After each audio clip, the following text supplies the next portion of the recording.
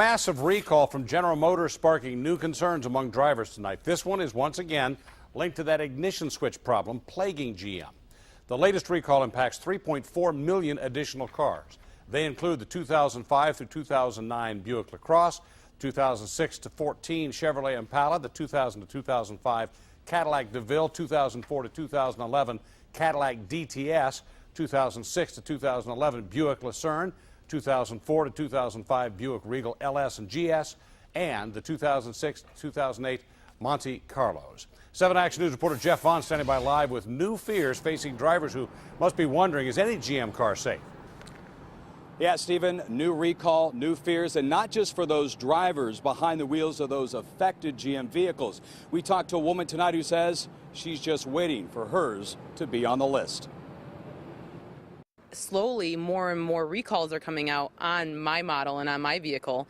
So, I mean, what's to say that they haven't just caught it yet and that hasn't happened to somebody yet, and it's going to happen. Meet Carolyn Bugdell. She drives a GM that's not yet on the ignition switch recall list, but that doesn't make her feel any better about driving it. Driving down the road, thinking that something could, just happen out of nowhere. Carolyn shares the fears that many GM drivers are facing.